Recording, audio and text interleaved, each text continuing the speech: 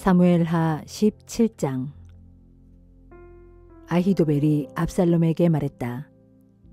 제가 12,000명의 용사를 뽑아서 오늘 밤 즉시 다윗을 쫓아가겠습니다. 그가 지쳐 있을 때 갑자기 공격하겠습니다. 그러면 다윗은 겁에 질려 부하들과 함께 도망칠 것입니다. 그때 제가 다윗만 잡아 죽이면 모든 게 끝납니다. 다른 사람들은 모두 왕의 편으로 끌어들이겠습니다.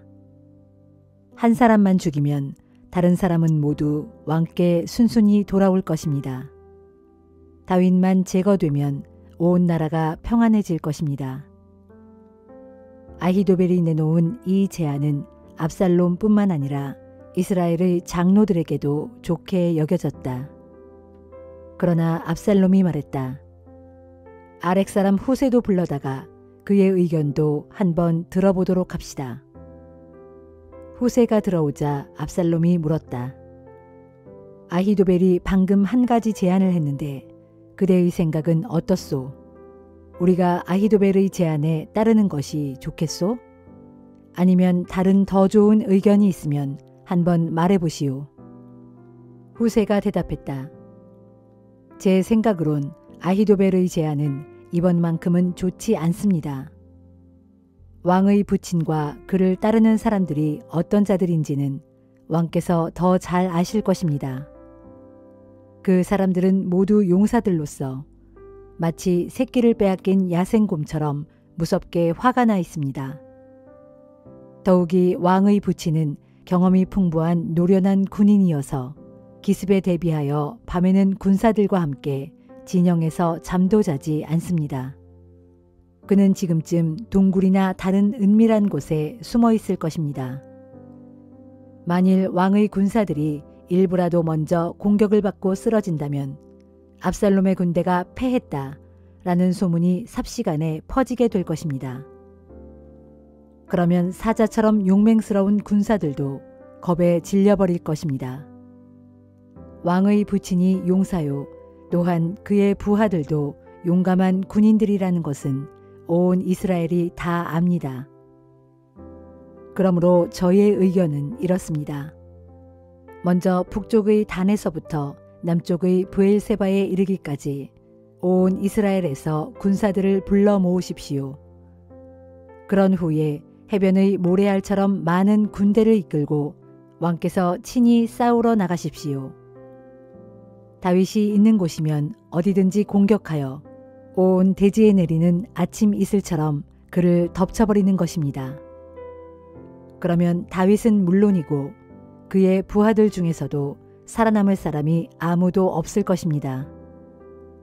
혹시 다윗이 어떤 성읍으로 들어가 숨으면 이스라엘 사람들이 모두 밧줄을 가져다가 그 성을 동여맨 후 끌어서 골짜기에 내동댕이 쳐 버리는 것입니다. 그러면 성읍이 서 있던 그곳에는 돌멩이 하나도 남아있지 않게 될 것입니다. 후세의 말이 끝나자 압살롬과 온 이스라엘 사람들은 후세의 전략이 아히도벨의 것보다 더 낫다고 결정을 내렸다. 일이 이렇게 된 것은 주께서 압살롬에게 재앙을 내리시기 위해 아히도벨의 훌륭한 전략을 좌절시키셨기 때문이다. 후세는 곧장 소식을 전해주었다. 제사장 사독과 아비아달에게 아히도벨이 압살롬과 이스라엘의 장로들에게 제안한 내용을 설명한 후 자신은 이런저런 내용의 제안을 했노라고 말해주었다. 그런 다음 후세는 이렇게 말했다. 어서 다윗에게 사람을 보내어 지체하지 말고 오늘 밤에 즉시 요단강을 건너가라고 전하십시오. 그렇지 않으면 왕과 부하들이 모두 죽고 말 것이요.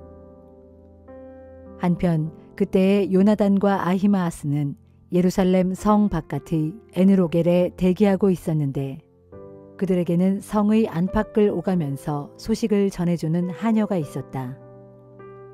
그들이 성을 드나들다가 행여 사람들의 눈에 띄게 되면 위험하기 때문이었다. 하녀가 정보를 전해주면 그들은 그 소식을 다윗 왕에게 즉각 전달했다. 그런데 한 젊은이가 두 사람을 수상하게 여기고 압살롬에게 밀고 했다. 두 사람은 그 사실을 눈치채고 그곳을 떠나 바후림 마을로 가서 어느 민가에 숨어들었다. 때마침 그 집 마당에 우물이 있어서 그들은 우물 속으로 기어내려가 숨었다. 그리고 그 집 여인은 우물 위에 뚜껑을 덮고 그 위에 찌은 보리를 널어 놓았다. 그러니 누가 보아도 수상한 구석을 발견할 수 없었다. 압살롬의 부하들이 그 집으로 들어와서 여인에게 물었다. 아히마아스와 요나단이 어디 있느냐? 여인이 그들에게 대답했다. 두 사람은 방금 시내를 건넜습니다. 그들은 즉시 시내 쪽으로 뒤쫓아갔다. 하지만 아무도 찾지 못하자 그냥 예루살렘으로 돌아갔다. 압살롬의 부하들이 사라지자 두 사람은 우물에서 나와서 다윗에게 달려가 소식을 전했다. 지금 즉시 요단강을 건너야 합니다. 아히도벨이 오늘 밤 안으로 기습해야 된다고 압살롬에게 조언했습니다. 다윗은 즉시 일어나 부하들과 함께 강을 건넜다. 그래서 날이 셀 무렵에는 한 사람도 빠짐없이 다 요단강을 건너서 이쪽 편에는 아무도 남아있지 않게 되었다. 아히도벨은 자기의 계략이 채택되지 않자 나귀에 안장을 얹어 타고 고향으로 돌아갔다. 그런 후 집안일을 정리하고 스스로 목을 메어 죽었다. 그는 죽어서 자기 아버지의 무덤에 묻혔다. 이후 압살롬이 이스라엘의 온 군대를 거느리고 요단강을 건넜을 때 다윗은 이미 마하나임에 도달해 있었다. 압살롬은 이드라의 아들 아마사를 온 이스라엘 군대의 총사령관으로 세웠다. 이드라는 나하스의 딸 아비갈과 결혼하여 아마사를 낳았는데 아비갈은 요압의 어머니인 수르야의 여동생이었다. 압살롬은 이스라엘 온 군사들을 거느리고 길르앗 지역에 진을 쳤다. 다윗이 마하나임에 도착하자 암몬 사람들의 도성 라빠에서는 나하스의 아들 소비가 찾아왔고 로데발에서는 암미엘의 아들 마길이 찾아왔다. 또 로글림에서는 길르앗 사람 바르실레가 찾아왔다. 그들은 담요와 접시와 냄비를 비롯하여 밀과 보리, 밀가루와 볶은 곡식, 콩과 팥, 꿀과 버터, 양고기와 치즈 등을 대량으로 가지고 왔다. 피난길에 오른 다윗과 그의 부하들이 광야에서 굶주리고 목마르며 지쳐 있을 것이라고 생각했기 때문이다.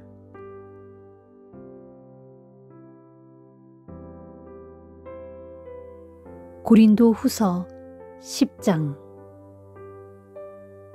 나 바울은 그리스도의 온유하심과 너그러움으로 여러분께 호소합니다. 여러분 가운데 더러는 바울은 멀리 떨어져 있을 때는 아주 강경하지만 얼굴을 마주 대하고 있을 때는 연약한 겁쟁이다 라고 말하는 사람이 있다는 것을 알고 있습니다. 여러분에게 부탁하건대 부디 내가 여러분에게 갈 때는 강경하게 대할 필요가 없게 해달라는 것입니다. 하지만 우리가 육신의 욕망에 따라 살아간다고 여기는 사람들에게는 내가 단호하게 대처하려고 합니다. 비록 우리가 육신을 입고 세상 속에서 살아가고 있지만 육신의 욕망에 따라 세상 사람들이 하듯 속된 싸움을 하고 있는 것이 아닙니다. 우리가 들고 싸우는 무기는 육신에 속한 세상 무기가 아닙니다. 그것은 아무리 견고한 요새일지라도 능히 무너뜨리는 하나님의 강력한 무기입니다. 이 무기로 우리는 세상의 모든 궤변을 무찌릅니다. 또한 하나님을 아는 지식에 반대하는 온갖 교만한 사상을 무너뜨리고 사람들의 모든 사상을 포로로 사로잡아 그리스도께 복종시킵니다. 그리하여 여러분이 온전히 순종하기만 한다면 우리는 모든 불순종하는 사람들을 처벌할 준비를 갖추게 될 것입니다. 여러분은 겉모양만 보고 사람을 판단하고 있습니다. 누구든지 자신이 그리스도께 속한 사람이라는 것을 확신하고 있다면 그는 자기 자신이 그리스도께 속한 사람인 것과 같이 우리 또한 그리스도께 속한 사람들이라는 사실을 분명히 알아야 할 것입니다. 주께서 내게 주신 권위는 여러분을 세우기 위한 것이지 넘어뜨리기 위한 것이 절대로 아닙니다. 그러니 주께서 내게 주신 권위를 내가 다소 드러내놓고 자랑하더라도 나는 그 점에 대해 부끄러울 것이 없습니다. 나는 지금 여러분에게 편지로 겁을 주려고 하는 것이 아닙니다. 부디 그런 인상을 받지 않기를 바랍니다. 어떤 이들은 나에 관해 말하기를 바울의 편지는 무게가 있고 강력하지만 직접 만나보면 그는 나약하고 말주변도 없는 사람이야 라고 합니다. 이렇게 말하는 사람들이 꼭 알아야 할 것이 있습니다. 그것은 우리가 떠나 있을 때 편지로 쓰는 말이나 함께 있을 때 우리가 행하는 실제 행동 사이에는 아무런 차이가 없다는 사실입니다. 우리는 저만 잘났다고 떠들어대는 그런 사람들이 아닙니다. 그리고 우리 자신을 그런 사람들에 견주고 싶지도 않습니다. 그런 사람들은 자기들의 기준으로 자신들을 재고 자기들의 기준으로 스스로를 비교합니다. 참으로 어리석기 짝이 없습니다. 하지만 우리는 정도 이상으로 자랑하려고 하지 않습니다. 다만 우리에게 내세울 수 있는 자랑거리가 있다면 그것은 하나님께서 우리에게 맡겨주신 분야 안에서만 그러하고 또 여러분에 대해서만 그러할 뿐입니다. 그러므로 우리의 자랑이 한계를 넘은 것은 결코 아닙니다.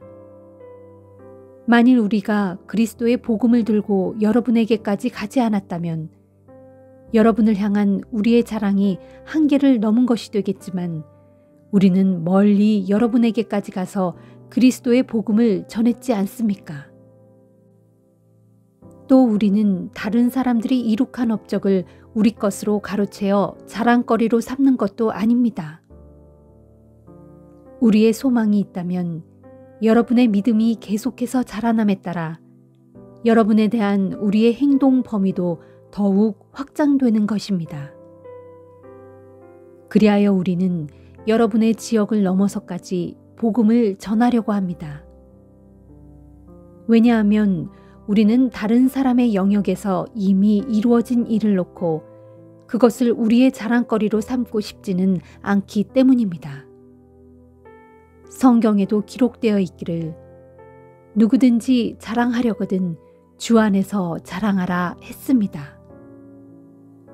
그러므로 누구든지 자기를 스스로 내세우는 사람은 인정을 받지 못합니다. 주님께서 인정해 주시는 사람이야말로 참으로 인정을 받은 사람입니다.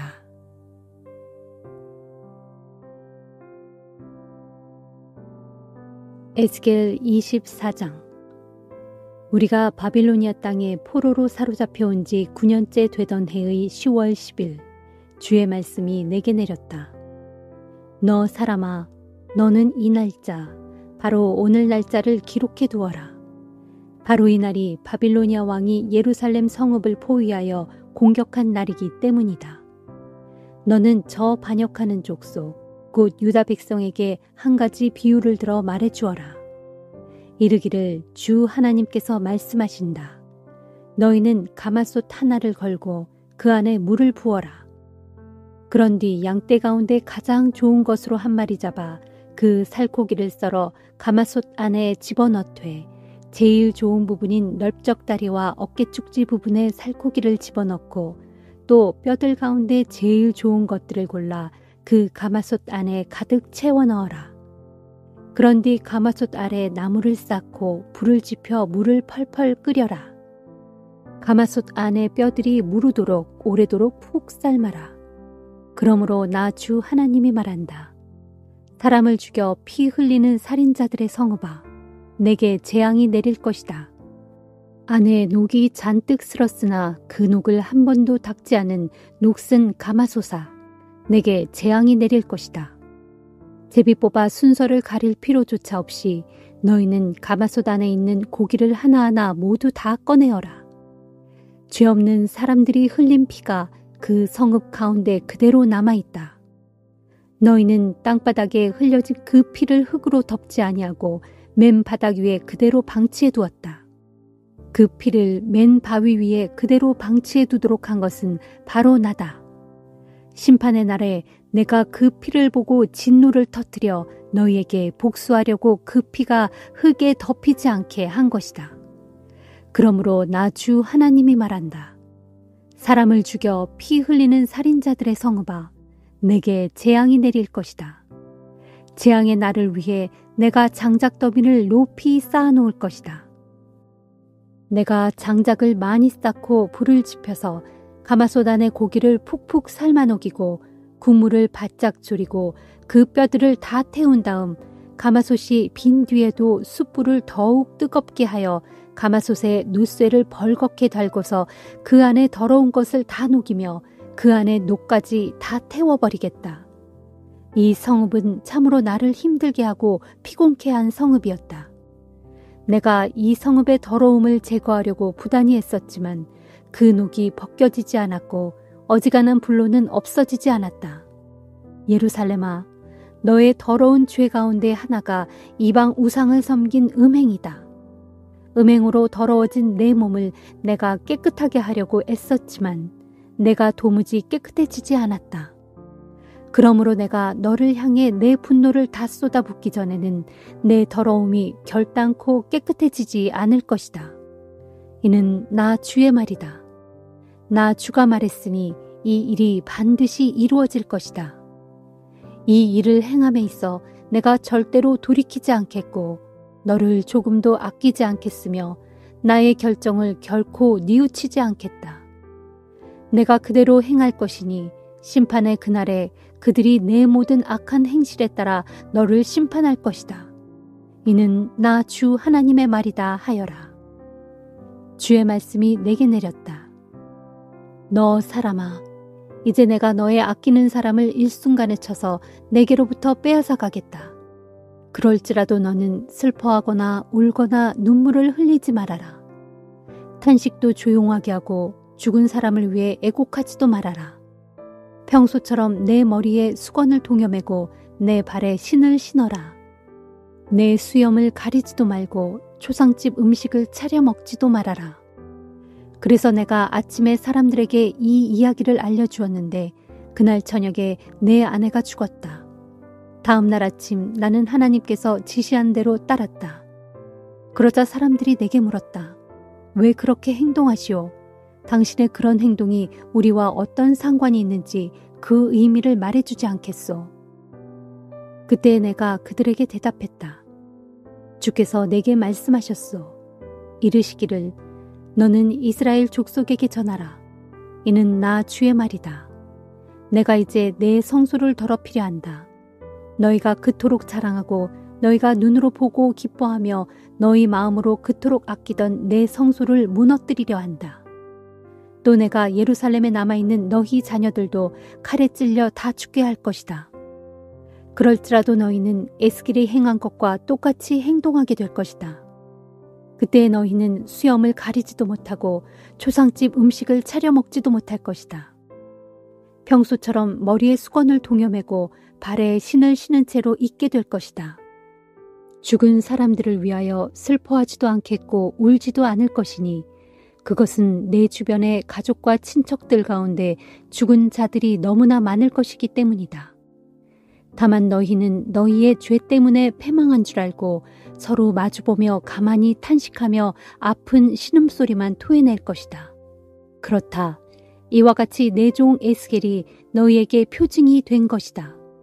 그러므로 그날에 너희는 내 종 에스겔이 행한 대로 똑같이 행동하게 될 것이다. 그리고 마침내 이런 일이 일어나면 그때서야 너희는 내가 주인 줄 알게 될 것이다 하여라.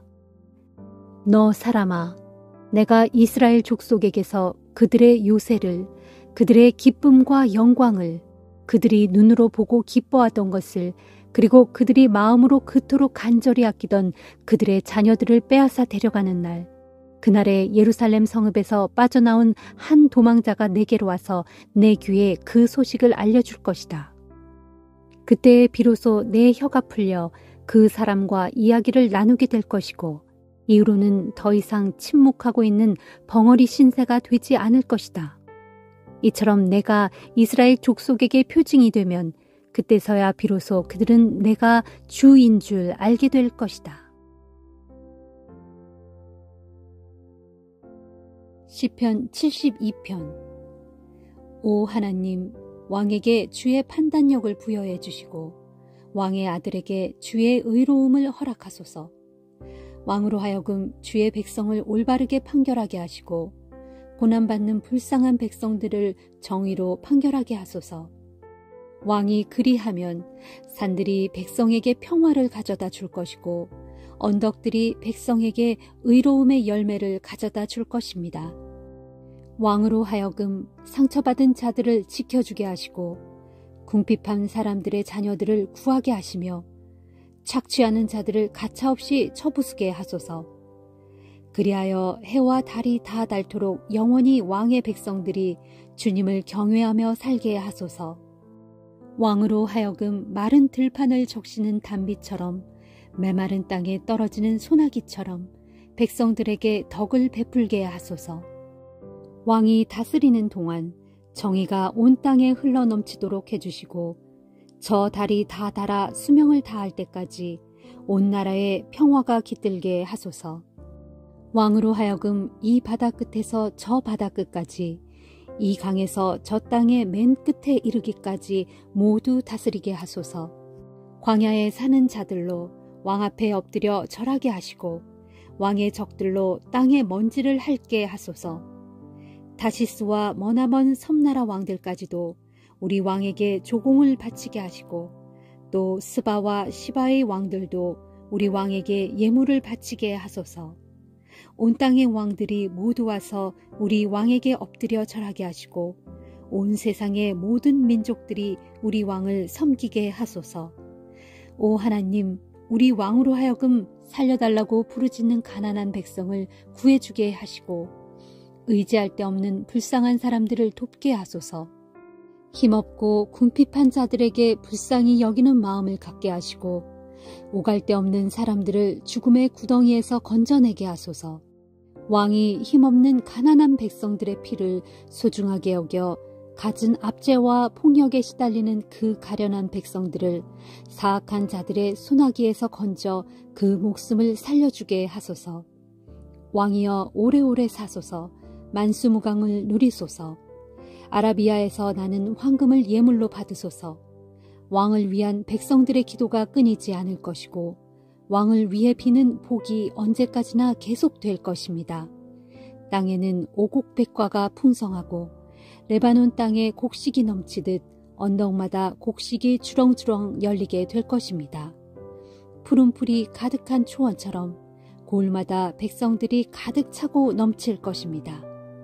왕의 이름은 대대로 전해져 영원히 잊히지 않을 것이고 저 태양이 다다라 그 수명을 다할 때까지 왕의 명성은 오래오래 유지될 것입니다.